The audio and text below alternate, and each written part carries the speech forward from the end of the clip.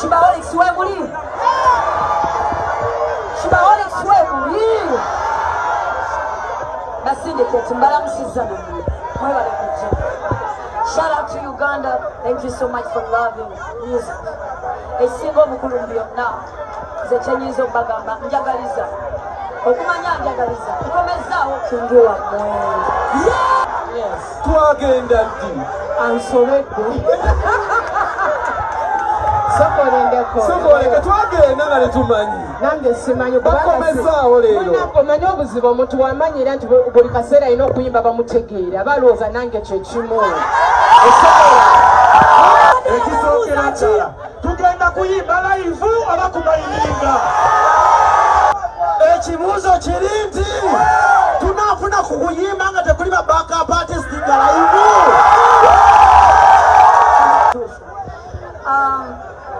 Bw'oba omanyi story yange nze ndi musiimi. Gratitude is a must. Olina okusiima gy'oliva. All my interviews mbadde ekyo kyogera naye njagala mbuuze mmwe mwenna abayimbi mumanyira oluyimba lwe twogerako lwaki teyampandiikira hiti ono wakabiri lwaki yakabiri ate ze nayimba gwe waziyimba ate ice cream gwe wamuyimba yenga yahitinga lwaki tewampandiikira hiti nekulema okuexecutinga nanti neexecuting endayukaaga ne bakuwa ennyimba ezikwanguyira gundi ate ng'olwali lwangu nnyo zange ze wali tosobola n'ekirala lwaki wewakkiriza okumpandiikira we nakuyitanga ku vidiyo weebuzaabuza nga wamanya genda kuba wakabi n'otya. Temu official na josinzira kubanga ate otulaba subscribing ku mukutu guno okusobola kubanga tofuna videos ezifanaganako bweziti yonna gy'owangala josinzira okubanga ate otulaba tukwibaza okubira nga ate otwegasseeko. Kale tuli powered by banaffe aba Alm Tower Enterprises Limited abatunda ttaka ku bukadde 10 weefuna ploti erina ekyapa. Kale banoonyeeko osobola kubanga ate weefuna ploti ez'enjawulo. Ate nga tuvuddeko banaffe aba Al Hila Holdings Uganda Limited abo basimi ba biodigester tanks abakutegeeza nti oba nga oyagala okubanga osima biodigester tanks bw'oboddukiramu okusobola okubira nga ate bakukolera omulimu omulungi. Biodigester tank zaawukana ne septic tanks zino eza bulijjo ekisooka tezinywebwamu osambusa kirungo n'ekikuba obucaafu ne bufuuka amazzi ne gagenda mu sockpit. Kati kikuyambako okubeera nga tokekereza ssente okekereza obudde so gwe yeetaaga tanka eza buli kika abasima ennene entono esobola okutwala abantu abangi n'abatono zonna bazirina. Kale banoonyeeko ate awo nga tuvuddewo banaffe aba online business bakutegeeza gwali mu Bulaaya wali mu America nga wandetaze okubeera nga ate ofuna ka side business ka side income kikuyambeko okubeera nga ate owummulamu online business eyinza okubeera enkola. Kakati oba weetaaze okuba nga ofuna details genda ku www.jemimamrembe.com okusobola nga ofuna details genda ku Jamid Mentor ku Facebook ofuna details oba ku plus for feyo nakosopa nga tofunyako details nobeera nga ate wetandika okubanga onoonya akasente. Rosemary Beddings ogenda basanga Kasubi bw'otuuka ku bitaala genda maaso ng'agenda Nankulabye waggulu ojja okuba nga ate obasanga. Rosemary Beddings batunda bya mu kisenge gwe yeetaga bulangiti masuuka piro byonna babirina banaffe ba Rosemary Beddings banoonyeeko.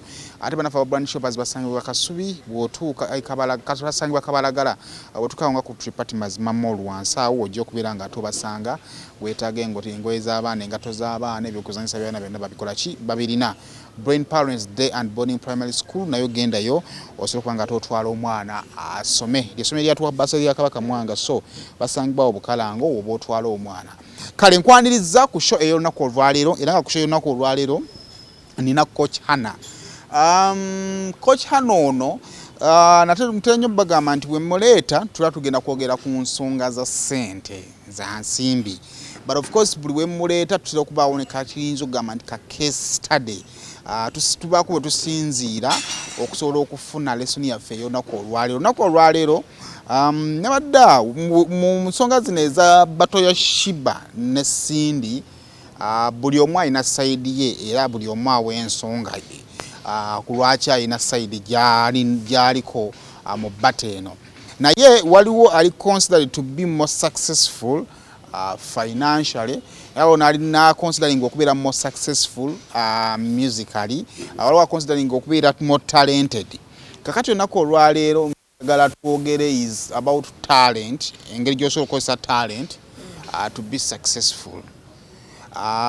Biki bye tubuusa amaaso nga tufunye talent. Waki abantu abamu bali talented ate ba ending up nga tebali successful, ate abali hard working nga tebalina talent y'amaanyi, we find them to be successful.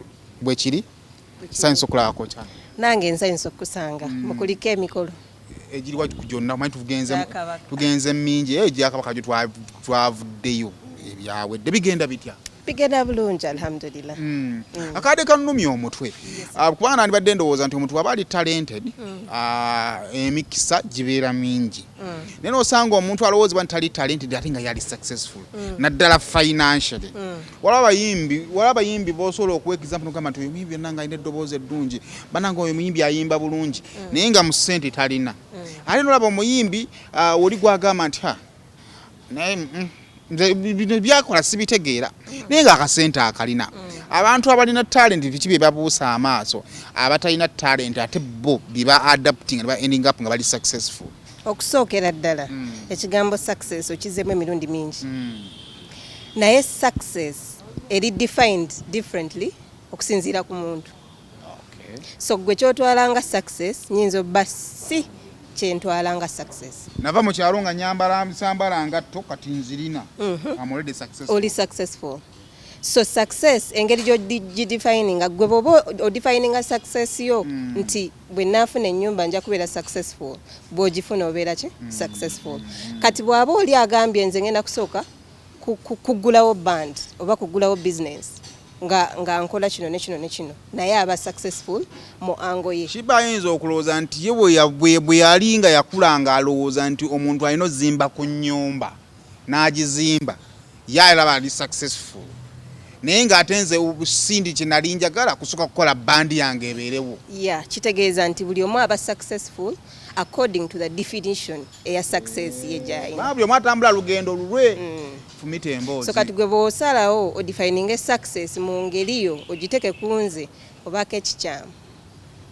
Buli omu alina olugendo lw'atambula. Ojja kujja ogambe nti siri successful naye ng'ate nze ndi contented nti ndi successful. So abantu balina okumanya nti definition ya success ya njawulo okusinziira kwani abagidefininga.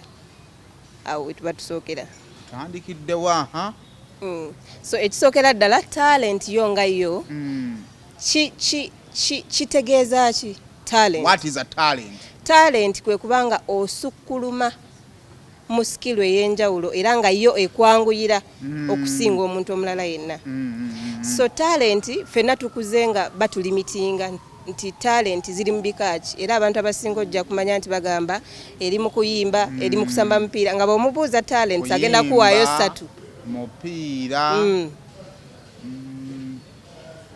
because tugambe ku MDD naye nga ekigambo talent naye ekigambo talent kinene nsobola n'obba talented mu kulima ekindeetera okubeera talented talent y'okulima ekindeetera okubeera talented kubeera nga nze skill eyo erina bba skill naye nga nze nyanguyira okusinga omulala. Kankuwa example sokoddemu ako talent kwe kubeera nga a skill comes naturally easy for you skill emu nga gwe ekwanguyira. What is skill in Luganda?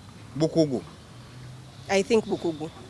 Let me give you an example. Brother wange Badru yayiga emotoka munaku 2 naye omulala emutwalira bbanga ki? Wona abatagiyiganga eyinza okutwalira emyezi 2 oba weeks 3. Agivugira wakabwa tukubona akankana. Omuntu gwe kyanguyira okukikola aba talented in that area. Kitegeeza gwe bwe kuba okuwaata kukwanguyira kyokka tuli mu training twakatandika olunaku olusoose naye gwe olina engeri gy'okivuga olinga yali akipracticinzeko kitegeeza oba talented in that area. So it's not only music, it's not only football, waliyo skills ez'enjawulo. Ekyokubiri buli muntu mu nsi alina talent. Buli muntu eyo gyali olina talent. Olina talent. Naye abantu tebakitugamba era ffe tuba tulowooza nti oli ayimbye nnyo okusinga munne yekka yalina talent naye buli omu Katonda yamukola ng'ali unique era ng'alina talent ng'alinayo akantu akamwanguyira okukola nga kajja naturally okusinga omuntu omulala yenna. So difference ebaawo nti ekituleetera okuba nti bwe tuba ffenna tuli talented ate lwaki nze siri successful wadde. Remember ffenna tuli talented naye ate oli mugagga nnyo okusinga nze. Waliwo ensonga ezituleetera obbanga abamu tetuli successful abalala muli successful. Ekisookera ddala okubanga si finding nga out my talent. Wadde nga ffenna tulina talent. Waliwo alabibwanga okuba nga bali successful n'abatali successful. Nyinza okuba nga sizuula nga buzuuzi talent yange oba just tonnazuula tekitegeeza nti tolina oba tonnazuula bukugu bwo obukwanguyira side ki gye buliko. Then ekirala ekyokubiri okulwawo okumanya okuzuula talent yo weeri. Kitegeeza nti gwe bw'oba otegedde talent ey'okuyimba nga oli mu P1 nze nenjitegeera nga ndi mu senior 6 success yaffe egenda kwawukana kubanga time period yaliwo nze okudiscovering banga lyomaze ng'okungula mu talent yo ng'ogitegedde ddene okusinga nze lenjikungudde mpanga nakitegeera late. Yes, so kati ne time nayo emataringa then n'omuntu ali emabega w'okukuza talent yange naye amataringa okubeera successful. Wakati awo nga tudde we twagitandikidde ono yatandika okuyimba nga alina Jeff Chiwa, one of the best managers we have on this land. Ono najja yatandika ne Steve Gini Mugundi mu Blue 3 namala n'avaayo n'atandika kweyiribira yekka. Si kirungi nnyo kuyiriba wekka era weewalanga nnyo okuba ng'olina talent n'oba ng'ogivuga wekka. Remember twali tusoma business twagamba nti abantu abatambuza business bali basatu. Abeera CEO eyaloota ekirooto n'abeera manager ne technician. Kati technician yenza ayimba sisobola bbanga nze manager ate nze avuga business. Wayina ekirooto ky'okufuuka sita gwe technician gwayimba ate gwe manager gwa ekirooto ekyo. Kati ekiyamba omu alina talent okubeera nga ali successful okusinga abalala nti ye abagirunninze nga business. Nze bwe mba nga nnyimba nga bansasula teba business bwe mba nze agimanaginga. Efuuka business bweba ng'erina omulala agivuga. Okitegeera kyekiri mu Swangs Avenue. It's a business. Kati gwe ne bw'ojja n'eddoboozi lyo yadde bakusasula eba tefuuse business. Ebeera self-employment. Obeera wagula mulimu. Nti oba olina mulimu. Kitegeeza bwe tuba twagala tukiteke ku level eddako. So omuntu abeera ng'ali run by managers aba totally different. Success ye begenda kudduka okusinga gwe nga gwe technician gwafumba gwayera olujja gwasimula ennyumba. So kati ekyo nakyo kitwawula nti we can be talented naye ani akivuga ani atulye emabega atupushinga. So kati gwe okwewuunya nti lwaki nnyimba nnyo nina eddoboozi eddungi naye siri successful olina osooka ne weebuuza wadiscoveringa di talent yo ani akulya emabega okurunninga talent eyo ate ne waba akumanaginga omutuuse obwongo bwe nga butuuse obubwo kyusa olina okyusa omusomesa oba omurunnings wa business kubanga business werekerawo okukula efa tewaliwo point ebeera stagnant. Wo point ey'okwambuka ne point wensi okusigala awo nga sikiira sambuka. Tekisoboka. When you stop dying, when you stop growing, you die. Era n'ekimera we kituuka ne kiggwayo nga kitandika okukala. Omusaala ogwo we guba tegweyongera gwolowooza butto teyeeyongere oba transport teyeeyongere guba gufa. Buli kintu ekitakula nekirekerawo okukula kiba kifa bufi. So tetulina point egamba nti eri stagnant. Why? Because bw'obeeramu eyo stagnant point yo tugamba ofuna kakadde oyimba bulungi biki obwana obuto bugenda kujja. Waliwo abakuyisa. Kati remember if Palaso was in a comfort zone and alien yazze yewo dda kati mwe kiba keeping them industry nti muyina ebibakwatiridde ebibayamba okubeera nga mupushinga. Otherwise singa weebase gwe n'ogamba nti ndi ku stagnant oba wavuddeko dda tekigasa bulungi bw'olina nga ffe tetukyakuwulira ffe kasita tuva ku maaso mu birowoozo ovaamu. Kyova olaba nti Coca-Cola is one of the biggest companies in the world but it's still advertising. Waliwo kyewunyizaako. Omakirowooze kuli mwaka balanga. Kitegeeza ebe ino kusigala ki ku birowoozo. Kati bwe manjagala okusigala ku birowoozo ate era tombowa. Waliwo okunsigala ku birowoozo naye ng'ogenda kusigala ng'ombowa. Kitegeeza era ngenda kuscrollinga ono takyalina kipya. Talina kyangamba. Kitegeeza olina osigalako ate ng'otuwa ebiriko. For a good cause. Ng'otuwa ebiriko. Kati kitegeeza bwe buba obwongo bwo bukomye nga tebukyayiiya walina obbaawo omulala akola ki? So kitegeeza nti nyinza okuba nannyini company ezo factories emulaba ez'amaanyi. Nannyini waazo yagirowooleza n'amala n'akoma ate n'afuna CEO ye n'asigala nga manager. Nga ye yatandika business naye n'afuna CEO omulala. Ajaji wadenge n'afuna manager. Ye n'afuuka manager. N'afuna omulala agenda olowooleza business. Kitegeeza tayagala obwongo bukome. So that's why olaba nti omuyindi asobola okujja nga gwe tuwadde yalina tutegeerera kati tuzaako ki yakitugamba. Nze nensigala nga managinga abaana ne basigala nga bakola. So kye kiri kyenkugambye nti bw'olaba nga omuwi w'amagezi oba alowooleza because CEO alivinga mu future. Talina kubeera wano mu present. Omulimu okubeerawo nga amakampani eno egenda kubeerawo mu myaka 10 ejijja. Kitegeeza ebizibu ebijja mu maaso aba yabirabye nganza omuyimbi sinnabiraba. Aba yalabye dda nti ojja kutuuka ku stage olugoye lugwe nganze sinnakirowoozaako. Omuyimbi omulimu gwokulaba luyimba lw'ekindu lwenina olukola essaawa zino. Ndu practice nze eddoboozi liri kiriya buli kimu. Tasobola kulowooza kugenda bbeera ki omwaka ogujja. Kati manager ye alaba engoye ezikutteyo essaawa z'alina oyimba zeezo akazindaalo kafaanana bulungi na buli kimu atuuse ku time n'amonitoringa. Amanaginga ekyo ekiriwo. Ye kati then CEO ye mu future mwali nti mubeera muli mu kuyimba nga ye alowooza business eddako show eddako luyimba kyoluddako ye aba mu maaso. Bino biteredde naye enkya kigenda bakitya. So aba akudraginga. Aba akumalako emirembe nti luno oba obwakalukwata ng'ate aleeta testing mu luno. So kitegeeza bw'oba toyina abo bantu bonna. Kakati ekirala kye nalabye ekyankwatako omulala avaayo en argument simanyi gwe bw'ogiraba mu mugundi mu business waliwo yeeyise iPhone 14 Pro Max yeriko ye trending essaawa zino. Oli naye n'agamba oyo Nokia. Uganda Nokia bwe twasemba okusembayo okufuna bu Nokia bwajja mu Uganda bwali bw'amapeesa. However nezi smartphone gyeziri omwana yazinda zeeyo nga ziri mu kamu kitundu kamu 7 gyeziri. Mu business sense oli ajja kugamba nti Nokia yali simu y'amaanyi yali simu ya kitiibwa naye yaggwako. Oli n'akugamba era bwali tebuggwako muliro nga bulina gundi zaawe naye bwaggwako kyekisinga obukulu. Enayinza okuba nnungi ya bbeeyi yeriko essaawa zino naye oli anagamba nti ggwako omuliro ekola bweti ne bweti. In the business sense, does it make any sense? First of all, ebintu tubitegeera in a normal way of understanding, but when we come to business, Nokia tegwangako. Niteriko katali. The only difference is nti mwe mutunuulira kutunda masimu. Naye Nokia oba iPhone oba Apple tebatunda masimu. Fe wobeera mu business tetutunuulira waliwo kye tutunuulira nga product. Ate mwe mulaba commodity. Kati gwolaba simu. What is the difference between a product and a commodity? Gwolaba simu ye product. Okay. Kati ye commodity, sorry. Gwolaba simu nti iPhone simu ne Tecno simu. Kati nze mu business ndaba product.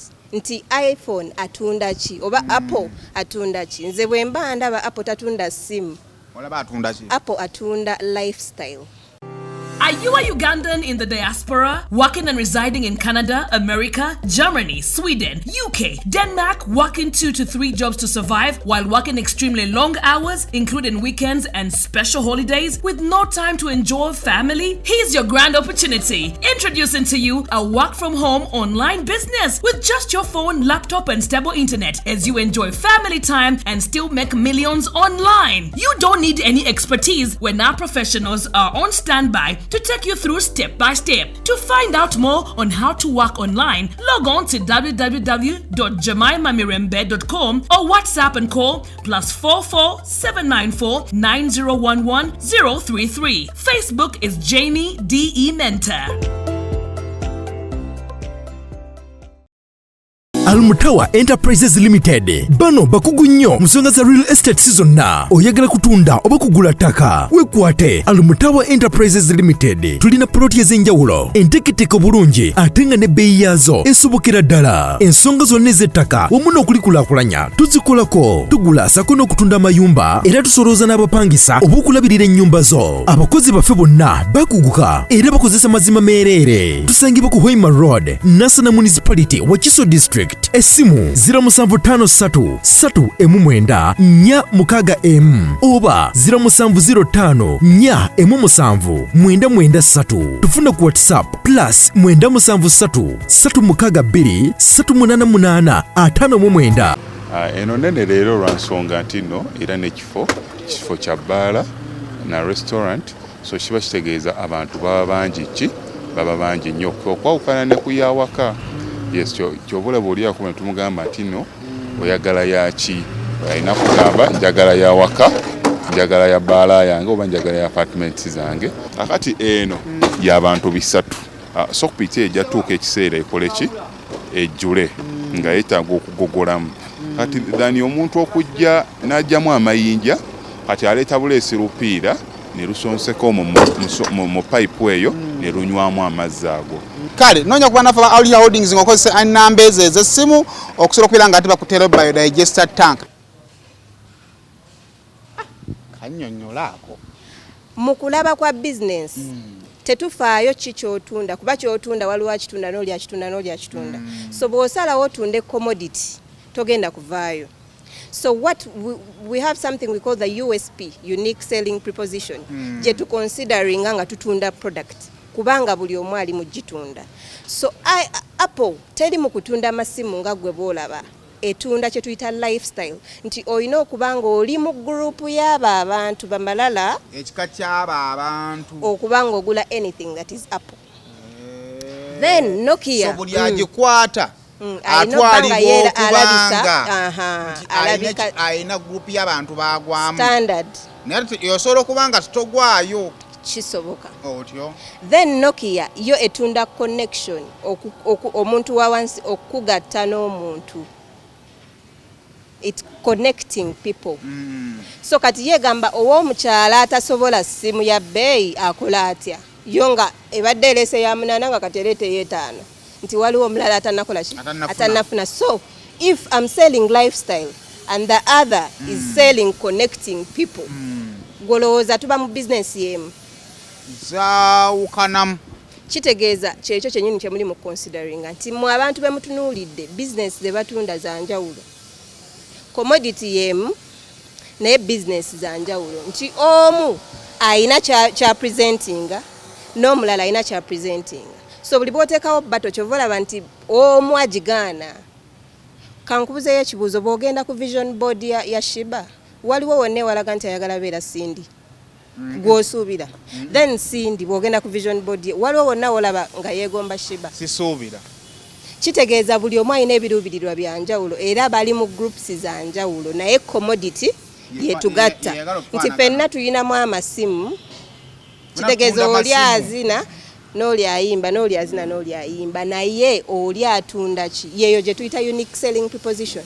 So bw'oba eyo ng'olina business olina okuba n'eyo unique kiki ekikwawula ku balala yadde nga ffenna tutunda ebintu bye bimu. Let me give you an example. Cafe Javas etunda ki?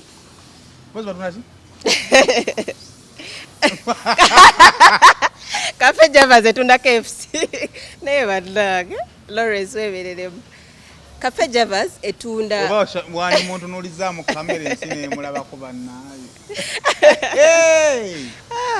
Cafe Javas kati ne McDonald's batunda burger naye size batunda budde timely delivery.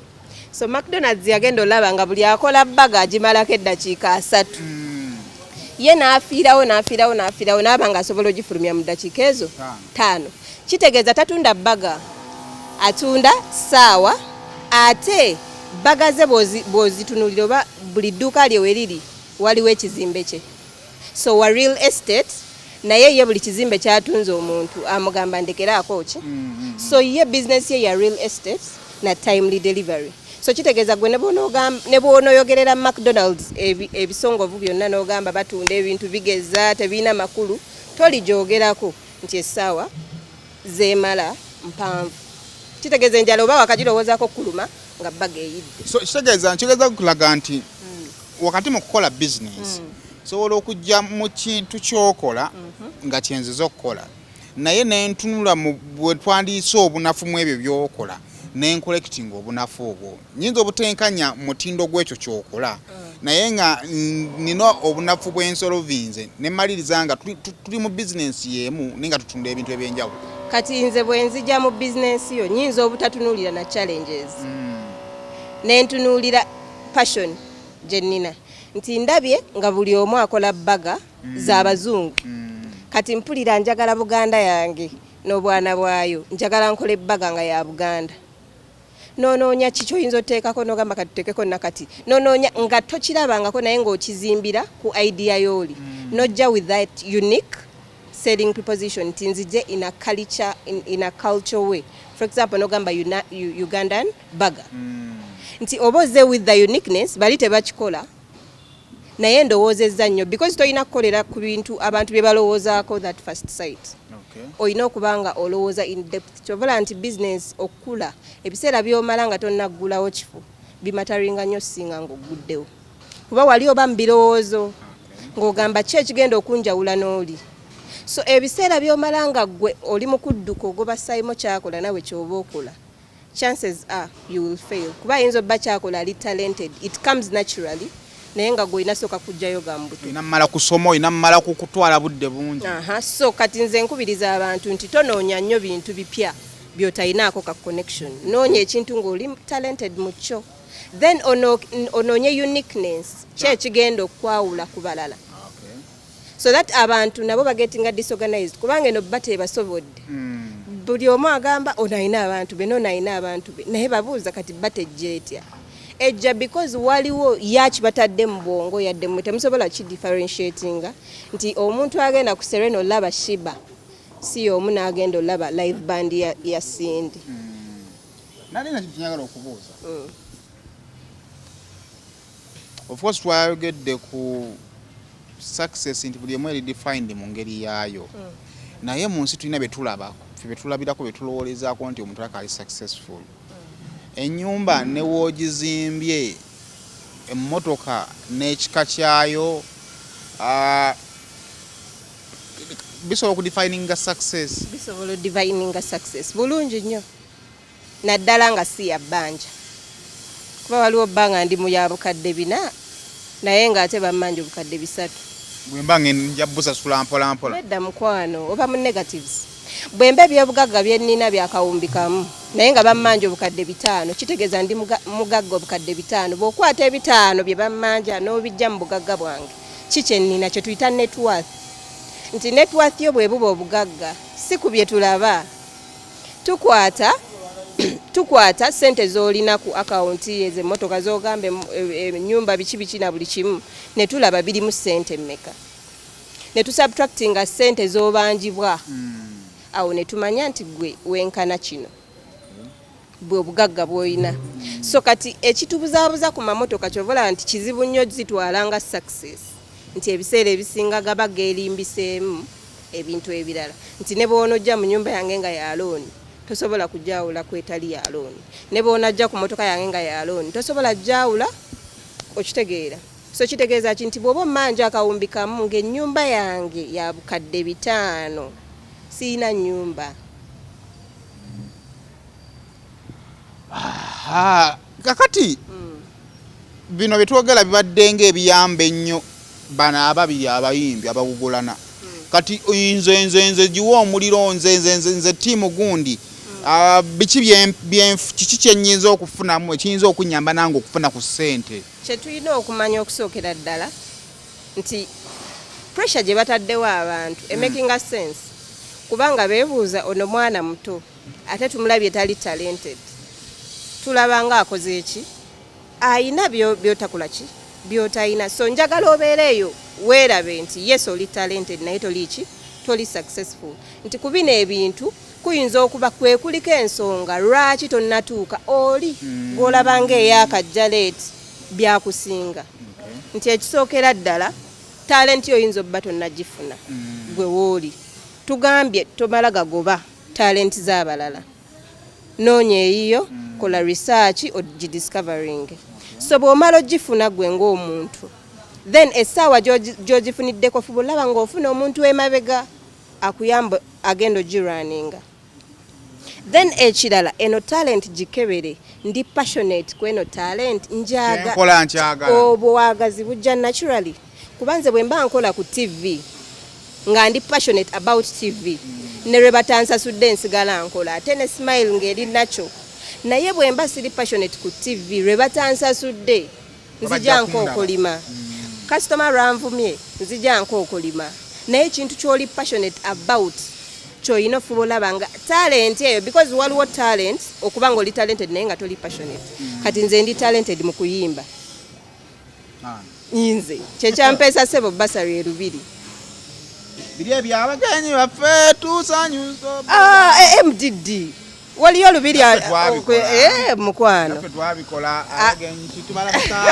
mwe mwabeera mu backup nze nalinga solist bwatuuka makkati awo kyekyabaawo I'm not passionate about it so osobola okubeera nga oli talented nga tobyagala nkitegedde nze nali nabba musawo naye nga sibyagala kitegeeza nti oyinza okukuba empiso okujja naturally kuggwe naye nga gwe tokyagala so tokyesibaako kiveeko then ekirala teekamu initiative ey'okukola kweyo talent nti action ye buli kintu gwokutu